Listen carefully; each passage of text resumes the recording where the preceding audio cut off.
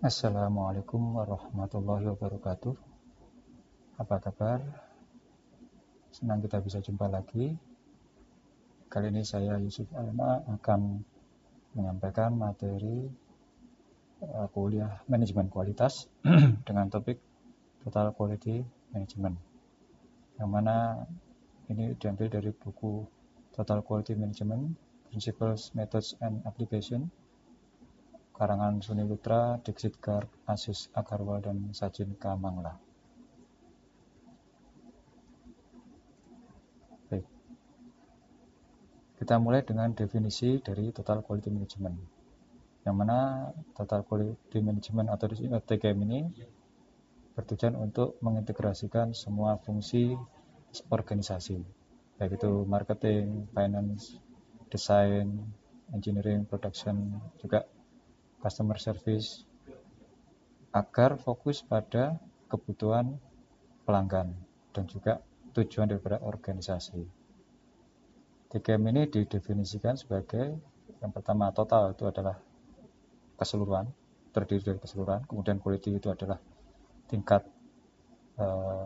excellence atau tingkat kebaikan ya, dari suatu produk tingkatan tertentu ya. Kemudian manajemen yaitu seni untuk menghandle atau menangani, mengontrol, dan mengarahkan. Maka TQM ini melihat suatu organisasi sebagai suatu serangkaian proses ya, mana tujuan sederhana daripada TQM ini adalah melakukan sesuatu dengan benar pada waktu pertama kali dan selalu.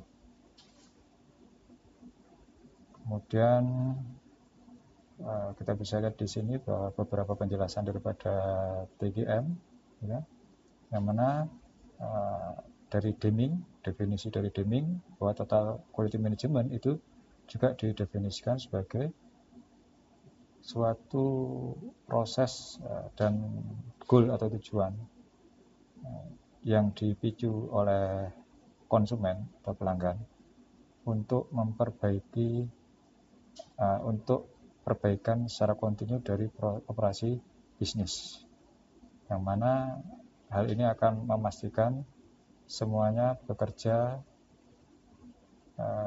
terutama adalah untuk masing-masing pekerja itu diarahkan ke tujuan yang lebih umum untuk memperbaiki kualitas daripada suatu produk atau jasa.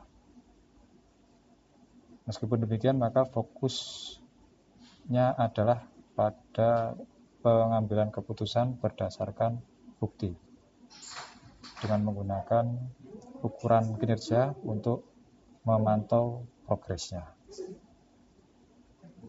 Maka hal ini dipengaruhi oleh prinsip kunci daripada TQM. Yang pertama adalah komitmen dari manajemen, terdiri dari plan, ya, perencanaan, mengarahkan, kemudian do atau deploy, ya, mengaktifkan support, gitu kan, support dan partisipasi, kemudian cek atau mereview, kemudian act, yaitu recognize, kemudian communicate, dan juga melakukan revisi. Lalu employee empowerment, di mana ada training, kemudian ada tim yang action, serta pengukuran serta penghargaan, recognition itu penghargaan, serta skema saran, ya, suggestion scheme. Lalu ada continuous improvement, di mana dia meliputi pengukuran secara sistematik, kemudian tim yang bagus, kemudian manajemen proses antar fungsi, lalu merawat, kemudian memperbaiki standar, serta di sana juga ada fokus pada customer, lalu kerjasama dengan supplier, lalu juga hubungan jasa dengan internal customer, dengan customer di dalam sendiri, serta standar berdasarkan pelanggan, lalu kualitas yang tanpa kompromi.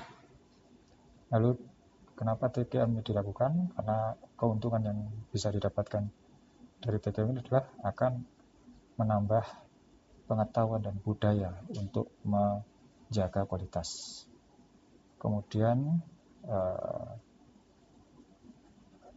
teamwork, ya, jadi diharapkan akan ada teamwork di sana.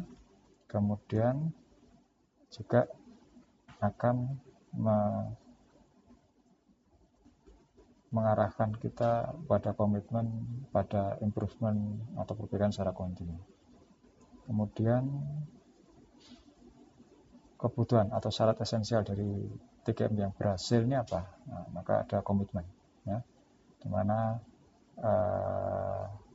perbaikan kualitas ini harus menjadi bagian atau kerja dari semua anggota dalam suatu organisasi, ya. Dengan adanya komitmen dari manajemen, maka hal itu akan menghilangkan barrier, menghilangkan penghalang untuk perbaikan kualitas secara terus-menerus, ya. Dan juga merupakan langkah penting untuk menciptakan lingkungan yang kondusif bagi perubahan sikap. Nah, untuk itu maka training dan penunjangnya itu diperlukan. Lalu syarat yang lain adalah culture atau budaya, ya. Maka sebelum kita bisa mengubah atau sebelum budaya dan organisasi itu bisa memberikan efek, maka diperlukan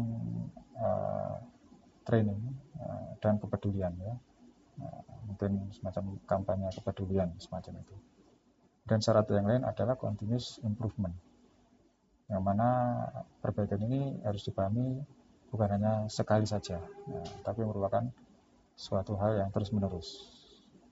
Kemudian syarat yang lain adalah customer focus, di mana pendekatan berorientasi pada customer itu akan memastikan perhatian daripada organisasi, ya, yaitu memperoleh kesempurnaan tanpa cacat, tanpa rusak, dan memberikan kepuasan yang menyeluruh terhadap pengguna akhir, ya. Yang mana ini bisa berarti pengguna internal ataupun eksternal dari perusahaan. Lalu syarat berikutnya adalah kontrol atau kendali, yang mana kendali dari proses ini dipantau dengan monitoring dan regular check. Jadi pemeriksaan dan pemantauan secara reguler untuk memastikan tidak ada simpangan. Kemudian kita masuk pada siklus PDCA, ya, yaitu plan, do, check, act, ya. Maka fase planning ini merupakan fase yang krusial, sangat krusial, di mana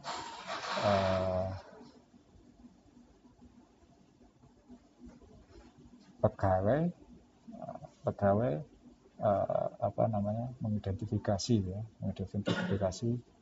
problem, ya. Kemudian dibuatlah daftar dari tantangan atau masalah-masalah yang ada sehari-harinya untuk membantu memahami dan menganalisis akar masalah. Kemudian dengan adanya penelitian dari data yang terkumpul, maka itu akan membantu mencari solusi dari semua kesulitan ini, ya. Ini di fase planning. Lalu di fase doing, maka solusi terus-menerus ini dibangun di fase planning. Kemudian taktik atau kebijakan, ya, dengan telaah yang mendalam, maka dibuatlah taktik dan kebijaksanaan, ya. kemudian diimplementasikan ya, untuk menyelesaikan masalah yang dihadapi oleh pegawai ya, di mana efisiensi dan efektivitas dari strategi ini dievaluasi.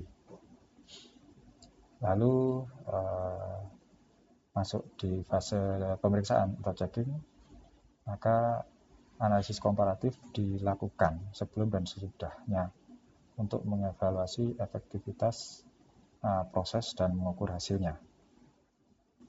Kemudian berlanjut ke fase berikutnya, yaitu fase acting, di mana di sini dilakukan dokumentasi terhadap hasil yang diperoleh ya. Kemudian kita lanjut ke elemen daripada TGM, di mana untuk keberhasilan implementasi TGM ini, maka organisasi harus konsentrasi pada 8 elemen kunci ya. 8 elemen kunci ini dikelompokkan dalam 4 grup. Yang pertama adalah dasar atau fondasi. Jadi kalau bangunan adalah dasarnya, fondasinya yaitu etika, integritas, dan kepercayaan. Lalu ada bata pembangunnya atau bahan pembangunnya, yaitu terdiri dari 3 elemen, yaitu training, teamwork, dan leadership ya, pelatihan, teamwork, dan kepemimpinan. Lalu ada binding motorsnya atau yang menggerakkannya, dan ini hanya komunikasi. Lalu atapnya ini adalah recognition atau penghargaan. Maka ini ya, bangunan daripada TGM, jadi elemen 8 kunci elemen ya. Kemudian kita masuk pada penjelasannya satu persatu, yaitu etika ya. Jadi ini merupakan prinsip disiplin ya, sesuatu yang disiplin daripada baik dan buruk pada situasi apapun, yang mana isu ya, pasti akan dihadapi ya, masalah pada banyak tingkatan ya. Itu merepresentasikan atau mewakili etika untuk tingkat organisasi dan tingkat individu. Maka kalau etika organisasi ini merupakan hal yang harus dipahami oleh semua pegawai, yaitu etika profesional yang harus diterapkan oleh semua pegawai. Kalau etika individu itu terkait dengan satu yang benar atau salah dari sisi personal. Lalu integritas, maka di sini integritas ini menunjukkan adanya kejujuran moral, nilai ya. Kemudian penghargaan terhadap fakta atau menghargai fakta, dan juga kejujuran ya. Maka nilai integritas ini ya, inilah yang diinginkan oleh klien ya, baik yang di dalam maupun yang di luar ya. Kemudian apa yang sepatutnya diperoleh oleh mereka ya. Oke. Kemudian trust atau kepercayaan. Jadi setelah tahu etika dan integritas, maka trust atau kepercayaan ini merupakan hasil kali daripada integritas dan konduk etika ya. Dimana trust atau kepercayaan ini akan memastikan partisipasi komplit atau penuh dari semua anggota yang berbeda-beda ya. Kemudian training ya, atau pelatihan, yang mana ini ada hubungan erat dengan produktivitas. Maka semakin bagus trainingnya, maka semakin produktif pekerjanya ya. Kemudian di mana di tingkat departemen, maka hal ini merupakan tanggung jawab dari supervisor, ya, dan mereka harus memastikan bahwa pegawainya memperoleh pengetahuan yang lebih baik. Kemudian teamwork atau kerjasama tim. Maka ini untuk supaya organisasi bisa menggunakan sumber dayanya secara efektif. Jadi ketika suatu organisasi bisa menggunakan sumber dayanya secara efektif, maka disitulah terbentuk teamwork, ya. Maka dengan teamwork ini perusahaan akan memperoleh solusi dari masalah itu lebih cepat dan lebih efisien. Dan juga teamwork ini juga akan membantu memperoleh solusi yang lebih baik dan permanen. Jadi selain lebih cepat dan efisien, juga lebih baik dan lebih permanen untuk memperbaiki berbagai proses dan operasi. Kemudian leadership. Maka ini juga merupakan elemen yang paling penting, ya, yang mana manajer diharapkan untuk memberikan visi dan tujuan yang inspiratif, gitu ya, yang mengilhami, dan pada saat yang bersamaan menentukan langkah strategis untuk memajukan bisnis, ya, yang mana ini bisa diterapkan secara menyeluruh oleh semua pegawai. Maka untuk tim ini supaya berhasil pada bisnis, maka supervisor harus komit, ya, untuk mengarahkan pegawainya. Lalu ada yang namanya recognition atau penghargaan, yang mana ini diberikan berdasarkan saran, ya, seperti halnya pencapaian oleh tim dan individu. Ya, kalau ini kita lakukan, maka akan memberikan moral, ya, akan moral boost itu ke sesuatu yang cepat, gitu ya. Jadi akan menambah moralnya untuk bekerja secara efisien, ya. Dan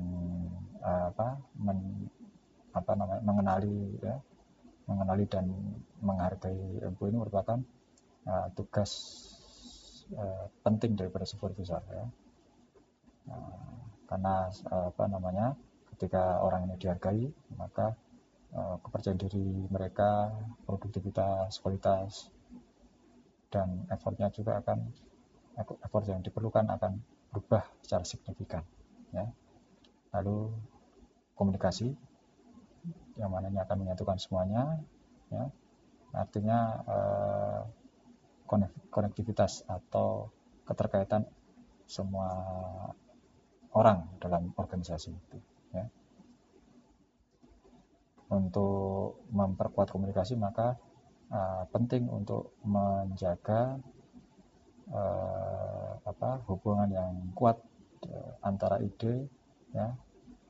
Jadi hubungan yang kuat antar ide, ya.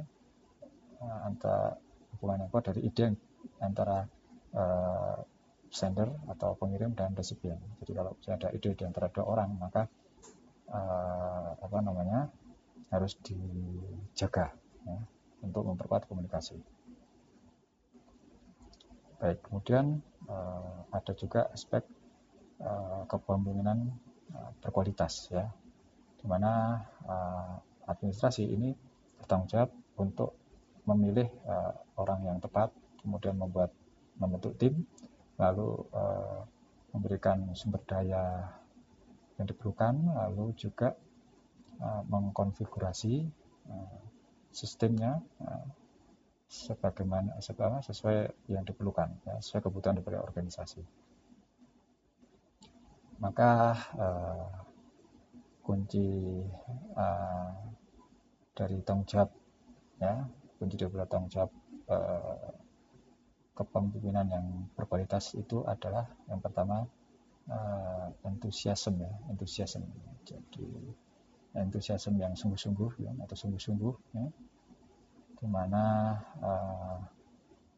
tim ini dimotivasi melalui usaha dari rekan kerjanya maupun dari pimpinannya, ya. Jadi semakin, dan itu akan memperkuat pertumbuhan daripada organisasi.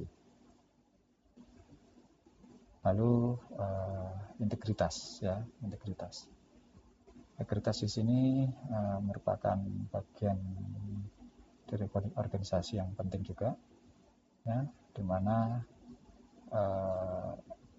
kejujuran dan integritas merupakan syarat penting, ya, untuk menjadikan pemimpin yang baik, ya. Lalu great communication skill atau keterampilan berkomunikasi, ya. Nah, ini diperlukan juga untuk kepemimpinan yang berkualitas, di mana jika keterampilan komunikasi ini dipakai secara efektif, maka ini akan menghasilkan sesuatu yang lebih baik, ya, seperti itu. Karena perkataan itu akan bisa jadi menginspirasi atau mengilhami orang lain untuk melakukan sesuatu yang tidak pernah dipikirkan sebelumnya, atau mungkin bahkan yang tidak yang luar biasa, extraordinary, ya. Kemudian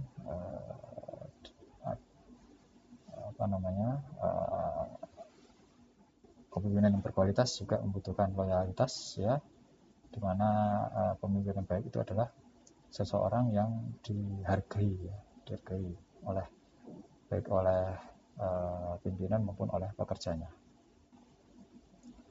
Maka loyalitas, kepercayaan, dan komitmen ini merupakan sesuatu yang akan mengikat, ya.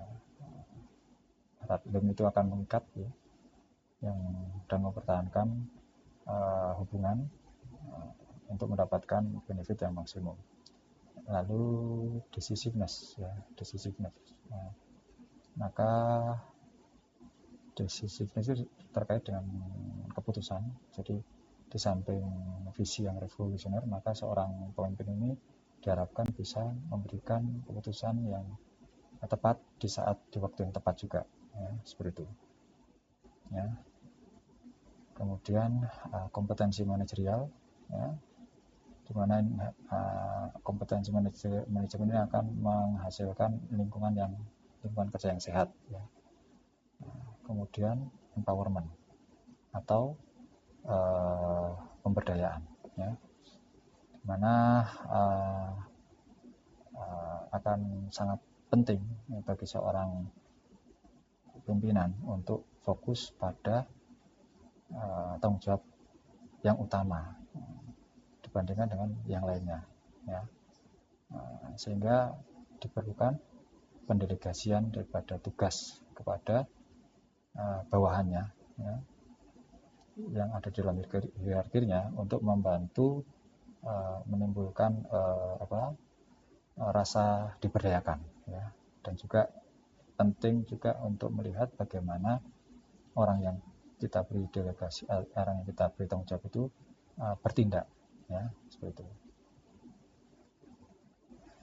Yang mana dengan delegasi ini maka otomatis sumber daya yang diperlukan untuk melaksanakannya juga harus diberikan, guna mencapai tujuan. Lalu dan ini juga akan memberikan mereka kesempatan untuk menerima tanggung jawab.